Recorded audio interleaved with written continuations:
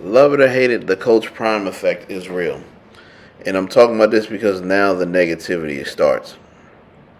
Every big time coach, every big time name is going to deal with it.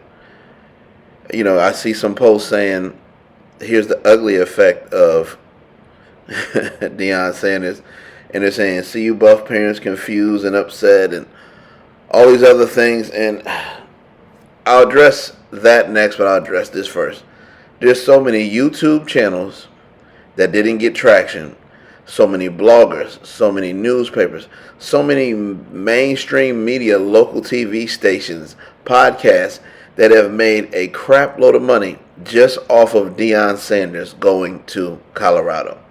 Let alone the school making a crap ton of money off of merchandise, selling out the spring game. Love him or hate him, the prime effect is real. Now, I want to go to part 2 of this video. Unfortunately, the team was 1-11 last year. And I know people get upset, well, why him, or why this, or why that, or maybe that's not fair. Unfortunately, in America, you do need to be kind, but you also need to be realistic. And sometimes being realistic don't go with being kind. They were pretty bad.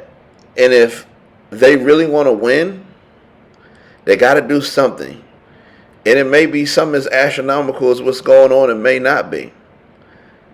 But I think Primetime understands this. And I'll give y'all an example at Texas.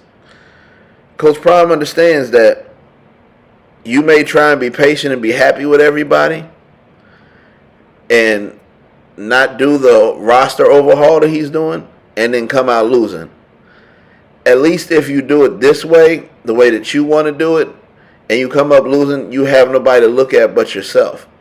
But I see that many times in college football. People are so worried about hurting this booster's feeling, this kid's feeling with his parents, but then when it comes time to get fired, they're going to just fire your ass. So if you're going to get fired, I'm not, whether it goes the right way or goes the worst way, you better get fired doing it your way. Couple years ago, and I'll give you a situation like Texas the last couple times. In Texas, the first couple years, Charlie Strong stood by his assistants. Then after the pressure got along, he started firing his assistants because of what the media said.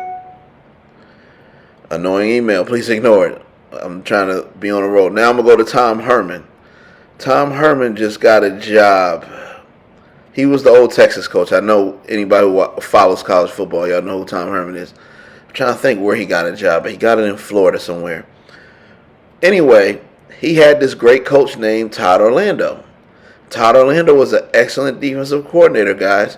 He was up for awards, and he was up for head coaching opportunities.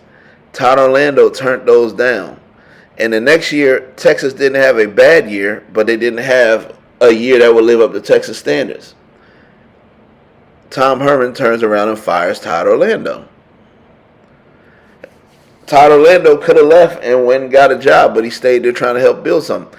And the funny thing about it is, the very next year, he got a new defensive coordinator, and the defense didn't get any better. It still sucked.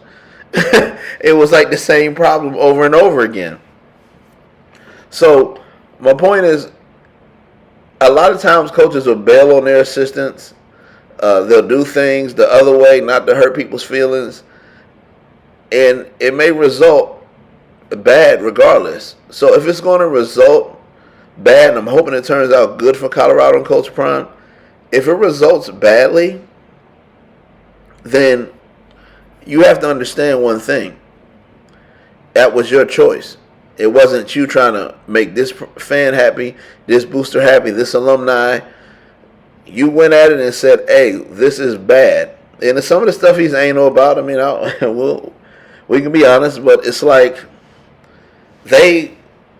some things in football, guys, has nothing to do with X's and O's.